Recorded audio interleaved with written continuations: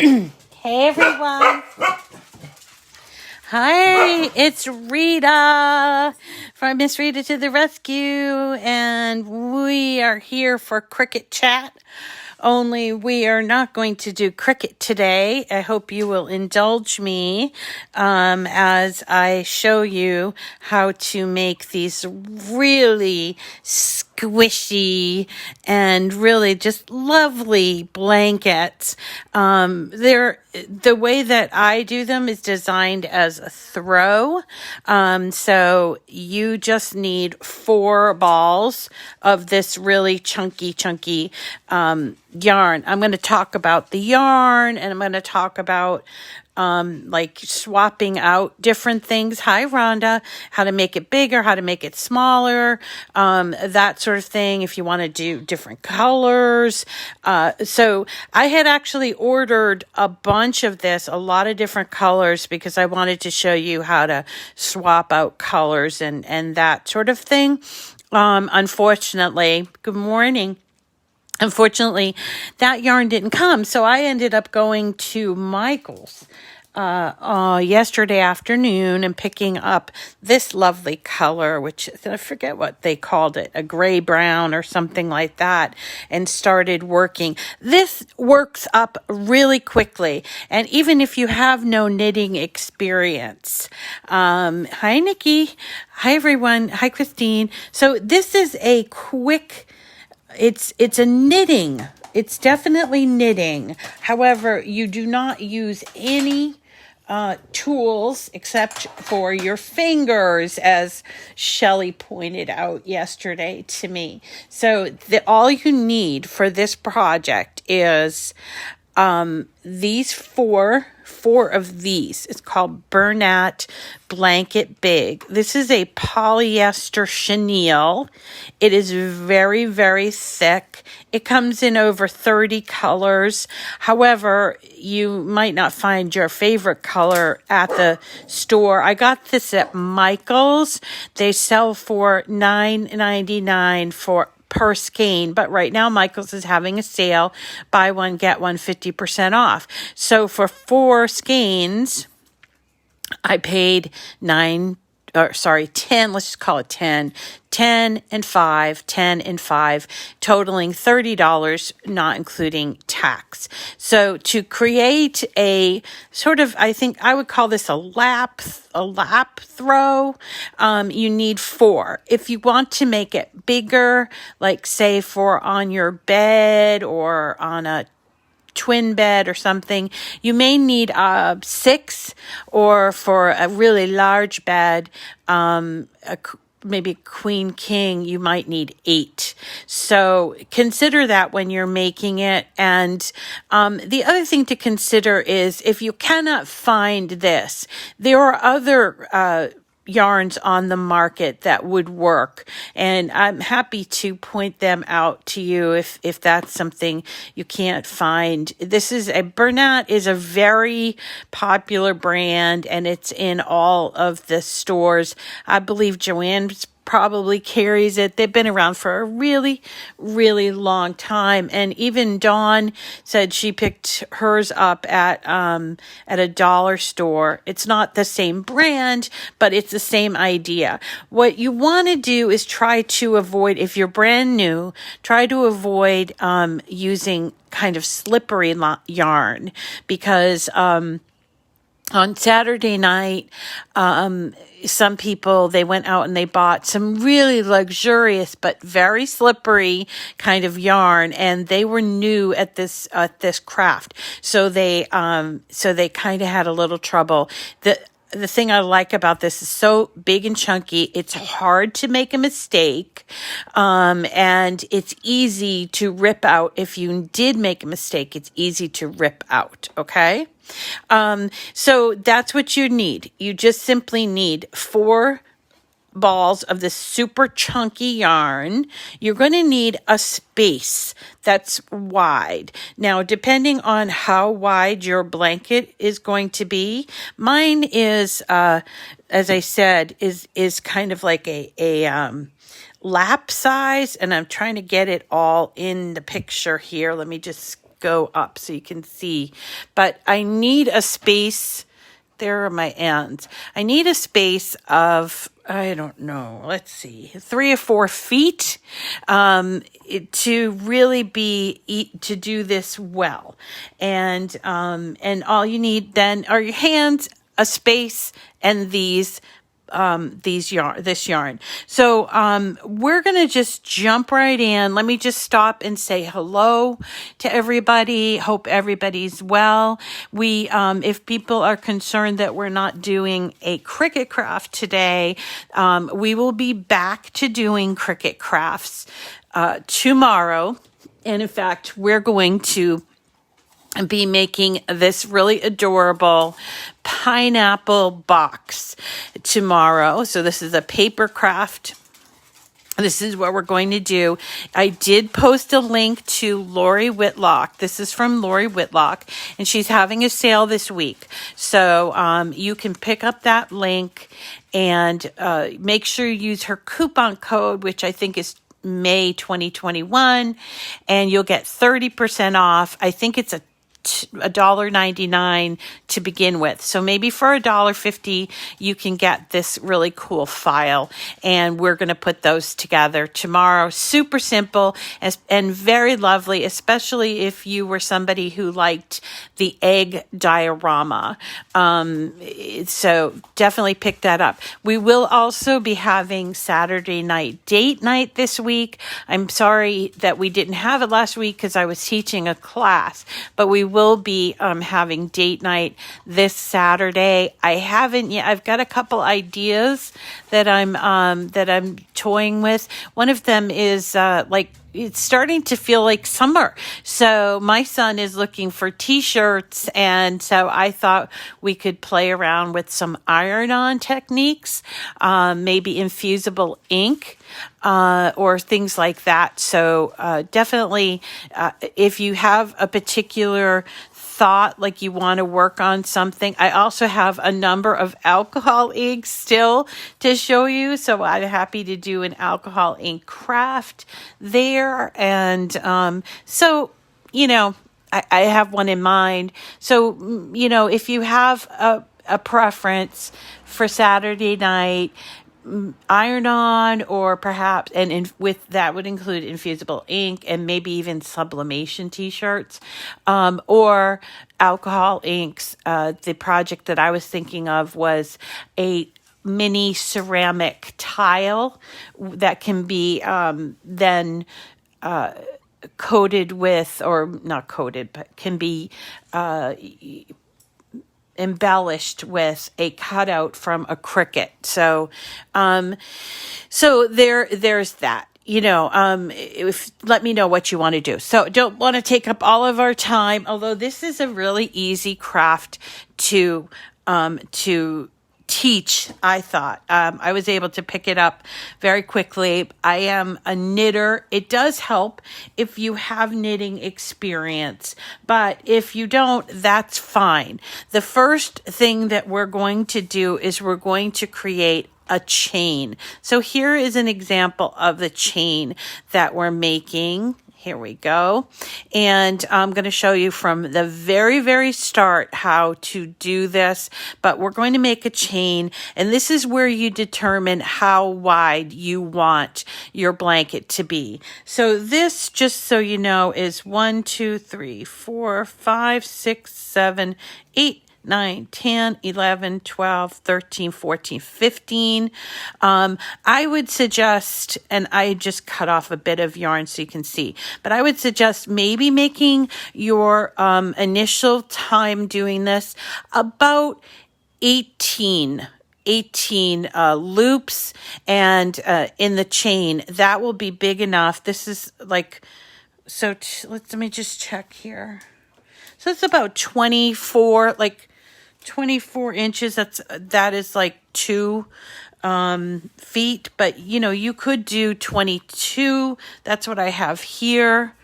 22, let's see, 2, 4, 6, 8, 10, 12, 14, 16, 18, 20, I have 21 here. So this is a good size. 21 is a good size, or you can go like 18, 20, somewhere around there. But you're going to first create a chain like this. I'm going to show you in a second.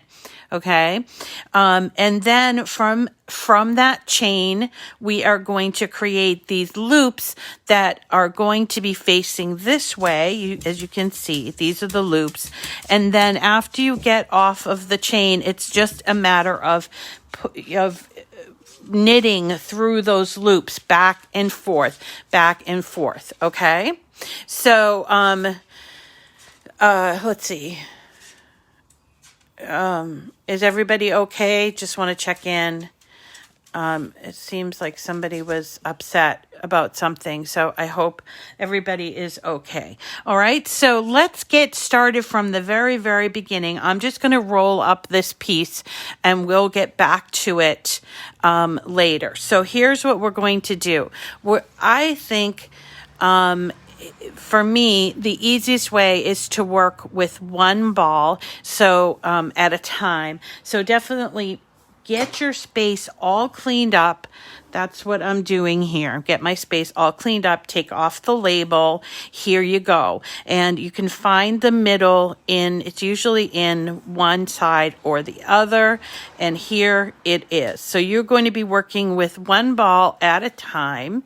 And we're going to go to the end and we're going to create a knot. That is the only knot you have to do until you have to tie on another skein, because these skeins work up quick. You are going to need to tie two skeins to each other so that you can continue to work and make your blanket big.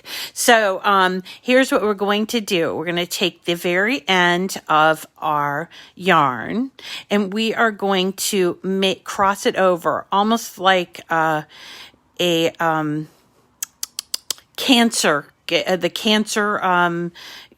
ribbons, right? We're going to cross it over like this, and the loop is going to be an easy, or like not super snug, but an easy put your 2 fingers in there sort of thing, which let me just measure. It's about 2 inches. Okay. So that's the loop. It's crossed over like this. Then we're going to take the working yarn. This here is the end. Okay. So we're going to take the working yarn and we're going to go around that crossover.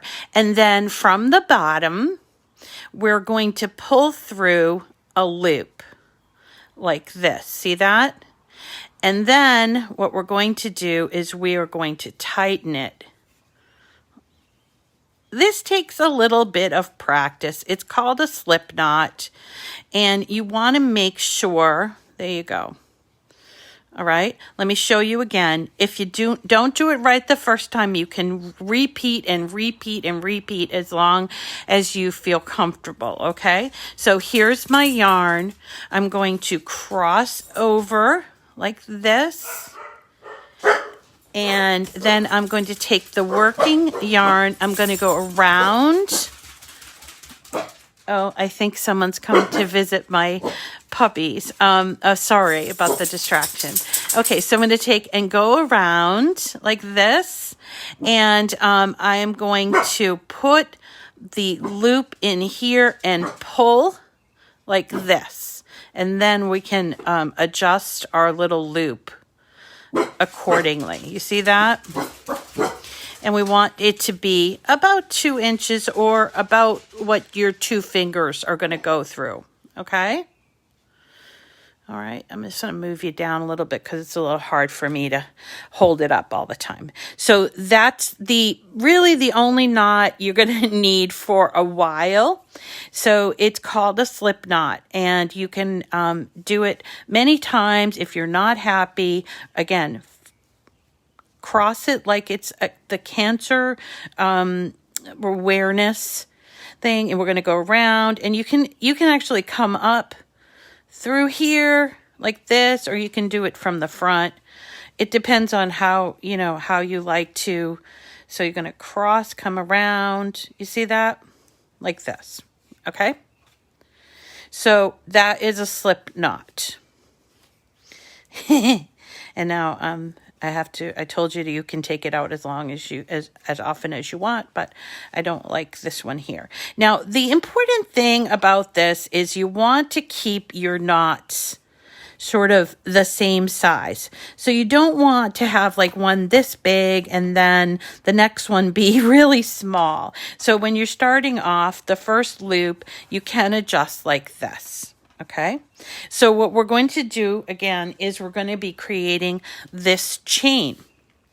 And then from this chain, we are going to make our loops. So it actually goes, this chain goes from right to left like this. And then from here is where we go up and down sort of thing. Okay. So we're going to create a chain. So we're going to take our slip knot and we're going to reach inside of the first loop and pull out. Pull that through like this. You see that? And we're going to continue to do that. Now, again, remember, we're going to keep these loops about the same size. So I know it's sort of easy to think, oh, it just doesn't matter. But it will sort of gauge your blanket. So reach in, see what I'm doing? I'm reaching inside this loop, my loop, the next loop over, and pulling the yarn through. And then again, reaching in and pulling through like this. And we're just going to keep going. You can adjust, as whenever you want. You see that? Now let me just point out here, I got really neat here, but this is a little sloppy. So if you don't like the way that it looks or it seems a little sloppy, pull out and start over. It really is not a big deal to frog your work. And that is the actual yarn knitting terminology. Frogging is when you have to rip it out, okay? So here we go. We're back to our original slip knot, and I have my yarn, my working yarn in front of me. I'm going to reach inside the first loop that I made with that slip knot. I'm going to reach inside and pull through so that I have another loop. See that? And then I just keep going and I'm pulling through like this. So I'm pulling from the top of that loop and pulling the working yarn through like this. And I'm going to be making about, I'd say, between 18 and 22. You decide what you want to do. It's hard for me to say exactly because you might like your loops really close together, or maybe you have loops that you want to have farther apart by making these bigger. I try to make these loops about the size of my 2 fingers, which is like a 2-inch loop, if that's important to you. So we're just going to continue working on this T-bowl, and I'm just pulling it through until I have as many loops as I need or want. Okay, so let's pretend this is as many as I want. We'll kind of work from this so it's a little bit neater. So the last loop that I have, I am going to then take my yarn and I'm going to sort of like kind of point it up like this, and I'm going to do the same thing where I'm looping through, but instead of continuing on with this chain, that first one is going to be pointed towards the front, okay? And this is where we start to actually create the length of the blanket. So then we're going to go to the next loop in our chain, and we're going to feel, so here is the first one. We're going to feel, and you can feel with your fingers, the loop right here. This is from each of the chain. You can almost see them, but use your finger to sort of poke a hole through, and then we're going to use my finger or use our fingers and pull through to create the second of our the second stitch. Okay, doing the same thing. I'm putting my finger in there, pulling through, and there's my third one, and I'm going to keep working, put my finger through just like this.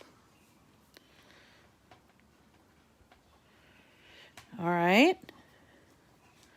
And you see what I'm doing? I went from going this way. Now I'm going to be working up this way. And as it gets bigger, we'll roll it along to make it easier. So you're always working like right in front of you.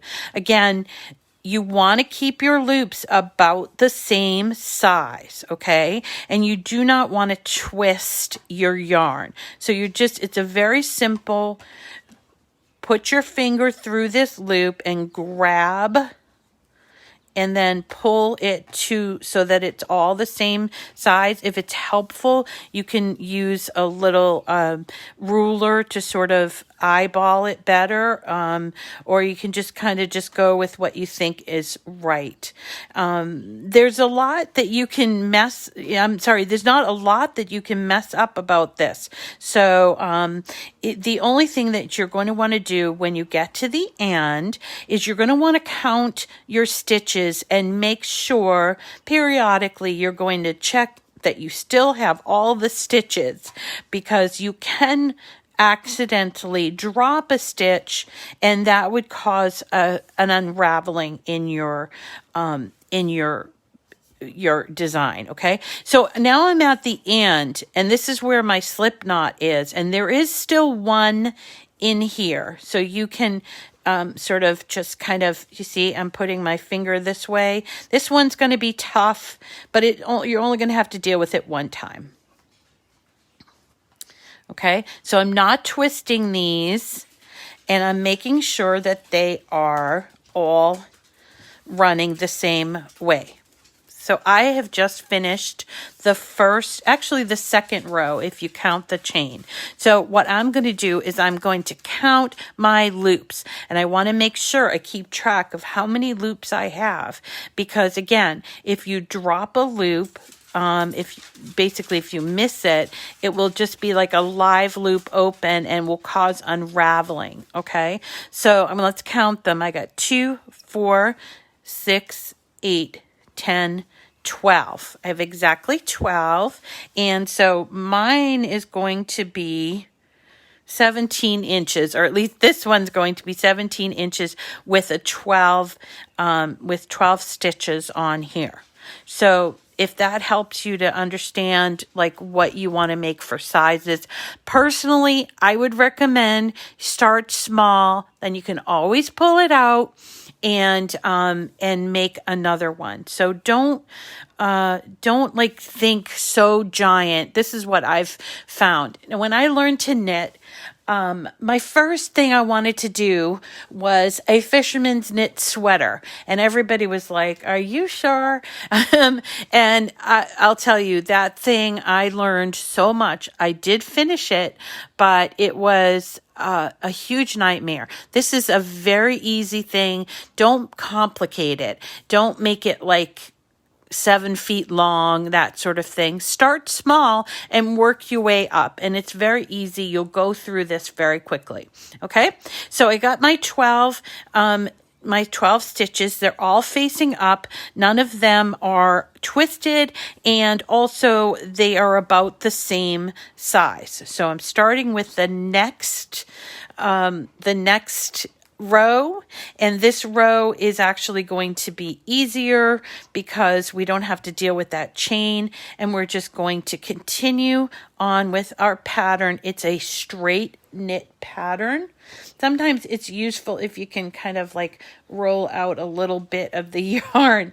It's a big thing, this yarn. So now we're going to be working, instead of working to the right, we're going to be working from the right to the left, and we're going to take each of our loops, of our 12 loops, and we're going to pull this yarn through.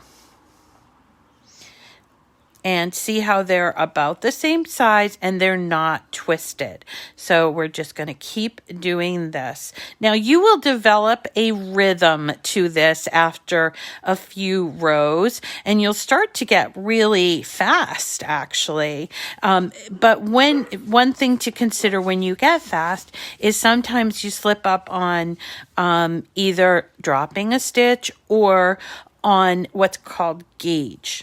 Okay, so gauge is another term in yarn, in knitting, where it's like someone mentioned about spacing.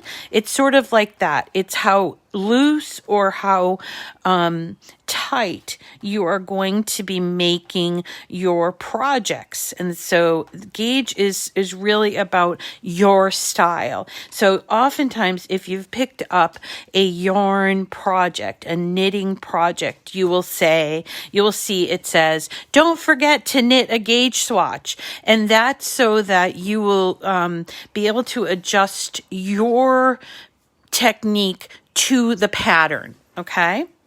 So look, all of that, and I made my next row.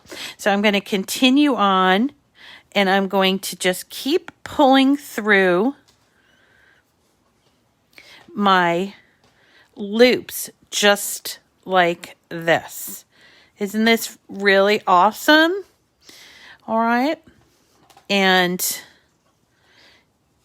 just keep pulling. Now, at some point, you're going to get to the end of the yarn. And what I'm going to do is I'm actually going to cut this so it would give you an idea of what you would do. When you get to the end of the yarn, the first ball, what you want to do is try to do this at one either side. Okay. In the middle, it's something you could do, but you're going to run the risk of having a knot that's going to be facing you in the middle. So what I would suggest that you do is try to get a full row. Okay. Before you switch out or get the new yarn. So here I am doing my next row, and let's pretend that my yarn is, maybe I have like this much left. I'm going to stop here. I'm going to cut it just so you can see what I mean. So I got some like Cricut stuff on there. Okay, so then I'm going to take my new ball. Now here is where you might want to change colors. So if you got something like, white and blue and you want to do some stripes, this is what you can do for stripes. Just attaching two colors together, or just two balls of yarn together. Okay, so we're going to take the tails on both of these, and we are simply going to cross over and do like a simple knot. You see that? And then a double knot. It's like tying shoes. We all remember how to do that, right? And then we are going to make it very, very tight here so that it's connected. Now they'll have these two tails here. So we're going to take our scissors and cut as close as we can to the knot without unraveling the knot. So there we go. Good scissors are always a good friend of a knitter. Then we're going to just keep going. Now there is my knot, but that's okay. It's going to get hidden in that first stitch. Sorry. I think if I were doing this again, I would probably make it just slightly closer here, but I'm going to hide it. See how it's sort of hidden, and only I am going to see that. And if I wanted to, can come back and sort of give it a little neatness thing here. Okay. And keep going with our loops. Is everybody with me? Any questions so far on what we're doing? So we're just pulling our yarn, our working yarn through from the top. We're pulling it from, we're pulling it from the bottom.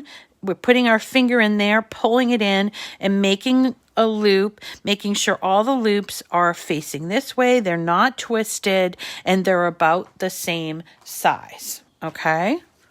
And then we just keep going on until we work each row. And this row mine is 12 stitches. So every once in a while, I'm going to go back and check that I have 12 stitches on my pattern, because sometimes you can lose one. So let's count them again. 2, 4, 6, 8, 10, 12. I have 12. Okay, so we're going to continue to, and this is a fabulous thing to do. I did my first one sitting on my bed because I needed that space, sitting on my bed in front of the TV because it's so soothing. It's very quiet. And when we were taught the class, it was kind of funny. It was very boisterous when everybody came in. And then when everybody settled in and started, there was a nice quietness in the group. So that was fun. And only when people like, what do I do here? That sort of thing, did they start, getting a little louder. So it was really a soothing thing. This should not be, just like with any craft, this should not be a difficult. It might be new, but it's not difficult, and you shouldn't be doing crafts that are too challenging given, your mental state. You guys know I always say that. All right, so we're going to just keep unraveling from the main. I'd say get like about 2 feet until you use it up, okay? And we're down to this one. Now see where my knot is? It's barely visible, but I can always just sort of build it into that like this. Okay. So I'm just going to keep working. And if you need to stop because somebody needs to be fed or the doorbell or whatever, stop. You can just leave it where you're at and start from there. Okay. So we're just doing each one. Now we're going to get to, I'm going to show you how to close it up or how to end it. Okay. Because there is a very specific way to end it. And if anybody is normally a knitter, if they've done a lot of knitting before, they know that this is just a straight stitch that we do. I think, in fact, it's called a garter stitch, which is all knit stitches. And the interesting thing about a garter stitch is when you turn it over, it's all purl in the back, because a knit stitch a purl is the opposite of a knit stitch. So let me show you what I mean. So you'll see these are the traditional knitting look. This is the way a knitting row happens. And look, I have a little bit of holes in there, but that's okay. I'm fine with that. But when I turn it this way in the back, you'll see this is a purl look. So this is actually the back, but it still looks pretty nice, with the back here. So you're doing a garter stitch blanket by using this, a garter stitch blanket. And then we're going to come back and just keep doing this. Now, as we get longer, you're going to want to sort of curl your work, which is fine. Do that. And that will keep you from reaching too far. When you find yourself kind of reaching, do this curl thing so that way you have enough space to work and you're not sort of stretching or reaching too far. Okay? And that believe it or not, that's it. I mean, this is really not a difficult craft to do, and I think it's very, very soothing. I was actually pretty amazed at what people are charging for these on Etsy. Now, I know, I don't want to discourage people from being a good small business and having a little side hustle. And this would be definitely a nice little side hustle. You do kind of get hooked and everything, but when people are charging, they're charging by size. And just type in Etsy chunky knit blanket. That will show you. And they started at $60 for a swatch, basically, of swatches like the gauge swatch that I told you about. It's like 12 by 12. So that started at $60 on up to like $250. That's what I saw when I looked at these. So if you wanted, this would make a beautiful Christmas gift, or would make a lovely housewarming, or even like a new married couple kind of thing. What you could do is when you're done, you could then take some really pretty ribbon and tie it up, roll it up and tie it up and give it as a gift. I think it would be very welcome indeed. I like this idea. So I'm thinking, since I had to buy this extra yarn, I did buy some for my sister. I let her pick out the colors. And they do have like kind of like a multicolored one, and she likes browns. She's always liked browns. And so she picked out one called Fireside, and it's like all these different colors of brown. It's going to look really beautiful.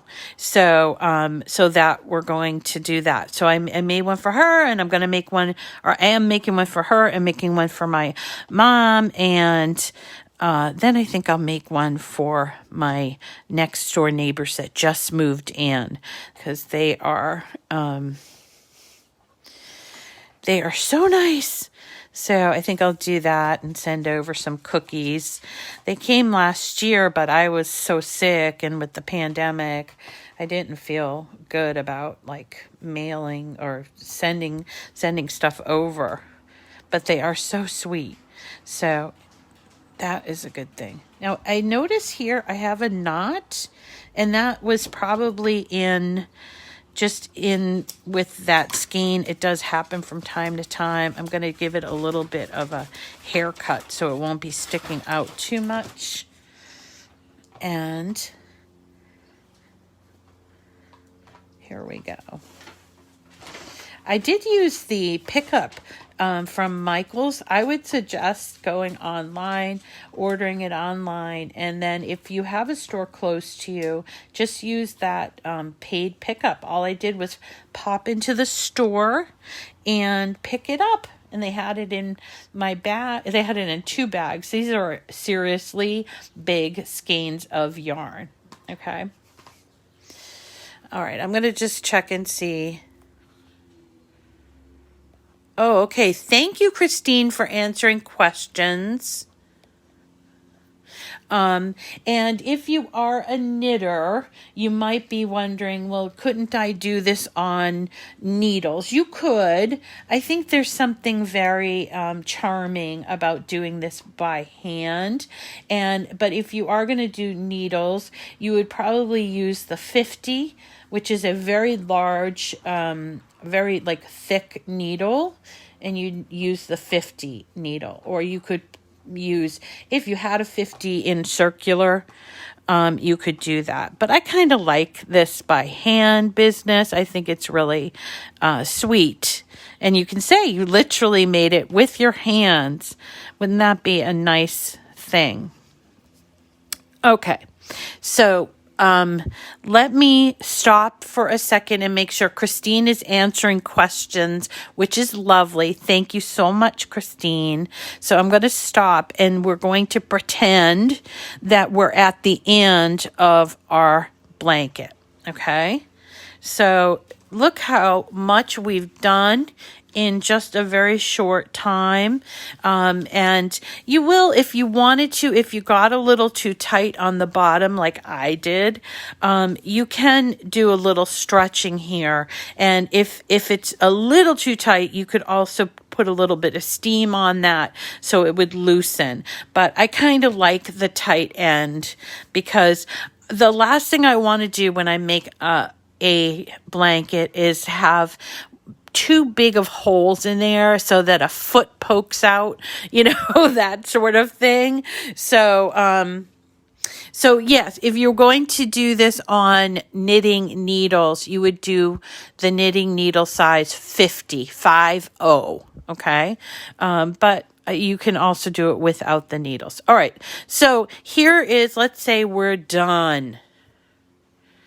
Let's say we're done and we've come to the last bit and we want to, we're getting to the end of our last skein.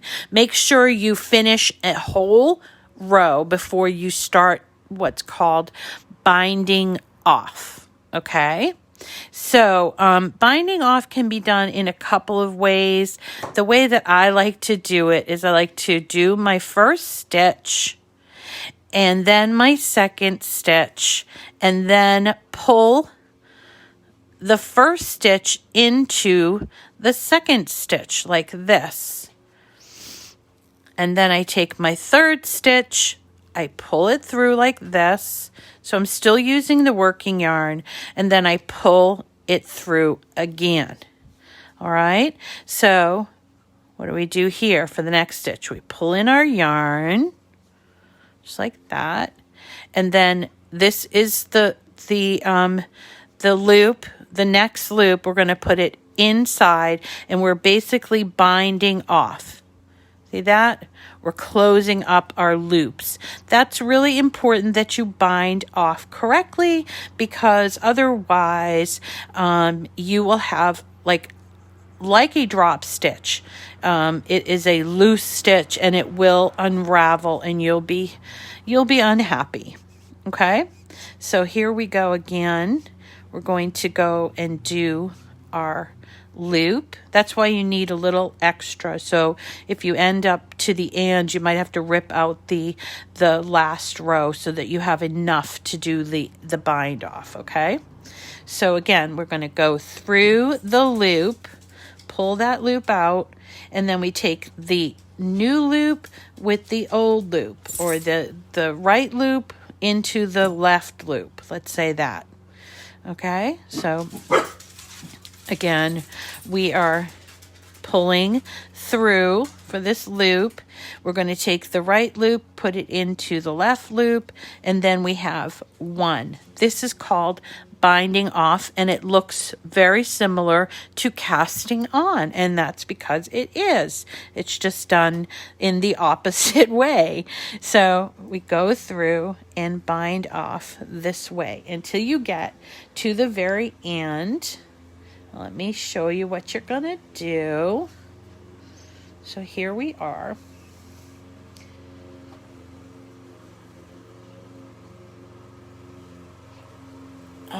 And we're at the last one. So I'm going to do this. And now I have this one loop. Okay? And I'm going to cut my yarn. And all I'm going to do is pull this through.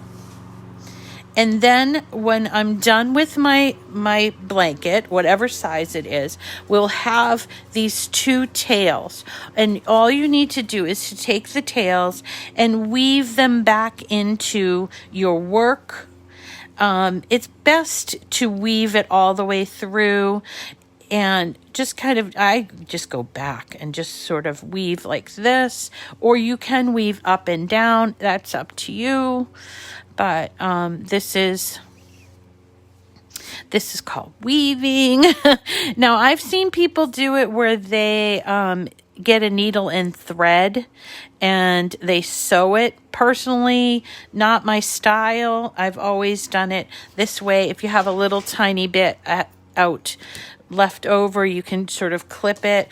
But don't just it looks amateur to just leave it there. So just go and weave it into your existing stitches. And then at the very, very end, you can sort of snip it off. And that, my friends, is how to make a chunky knit blanket in less than an hour. To show you how to do this. I think if you're brand new and you're going to make this, give yourself a couple of hours. Once you get the stitches in your head, but it's really very simple. Just to start off with a slip knot and then make a chain like this, and the chain is made simply by pulling through your yarn like this. And once you have the size chain you want, So once you have a size chain you want, you're going to start working going upward. So this is that. And you just feel for that. And after you get done with the chain and the first row, it's like smooth sailing. It just really quickly goes very nicely, and you will have this done very quickly. So any questions or concerns, people maybe don't will it shrink in the wash? No, it actually won't. Let me just show you.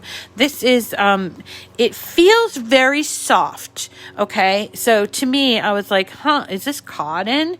So I looked at this, and it's 100% polyester. So it's very, very soft polyester, and reminds me of chenille. Does anybody remember chenille?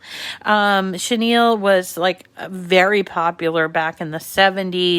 And a lot of bedspreads were made from chenille. That's what it feels like. So you can wash this, and it does say here, don't iron it. And you can just wash in regular care instructions on reverse side of label. Let's see what the reverse side of label says. Machine wash in water. Okay. Not exceeding. So it seems like a medium, like a warm water, not super, super hot. Delicate setting. Do not bleach, tumble dry. Don't iron or press. Do not dry clean. So simple. Couldn't be any simpler. Here is what it's called. Bernat Blanket Big. Okay. And that is all there is to it. Definitely, by the way, keep one of your labels, and if you're giving this away, I would sort of snip this off and attach it maybe with a cutesy Cricut gift tag or something, so that people know how to take care of it. But it couldn't be any easier than that. You're welcome, Penny. So that is how you make these chunky throws. I hope you will give it a try. And yeah, don't buy them. I mean, I don't want to tell you not to buy something. So if somebody is selling, but you can do this. You can do this, and it will be great. And I'm happy. You guys know I'm always here. So if you have any questions, like yesterday, I got an email from someone, and they were, I'm in Michael's right now. What do I buy? So I'm always available. I'm online most of the day and into the early evening. So I'm happy to answer your questions, even if you are in Michael's and trying to figure out what to get, or you get stuck. Okay, I think that is going to do it for today. I hope that you enjoyed this. Please, if you have, feel free to share this. Sharing is caring. And also, do not forget to sign up for my joy giveaway, my bundle of joy giveaway, which is going on now for another week. All you need to do is to subscribe to my YouTube channel. If you've already subscribed, go in and comment watch, comment, like any of the literally dozens and dozens of videos that are available on my channel on YouTube. And that's it. You just follow a link and put your name in. You can put your name in every day, once a day or once every 24 hours. So definitely do that. And we will see you all tomorrow when we tackle this really cute 3D, because Fridays are 3D. We always do 3D on Friday. And so if I will also make sure that this is in the description, the link to this, okay? All right. I hope you're going to try this, everyone, and I hope you have a wonderful day. We'll see you again tomorrow. Hope you get some crafting in. Yes, just a simple knot. Just a simple knot to join. So that was one question. So we're just going to take, where's our working yarn? The simple knot, just like tying your shoes knot, like this, right? Fold over, and then like this. Just tie your shoes knot type of thing. And then pull real tight so that the joins aren't going to come undone, and you can always snip the tails. Okay? Thanks, everybody. Have a wonderful day. Take care.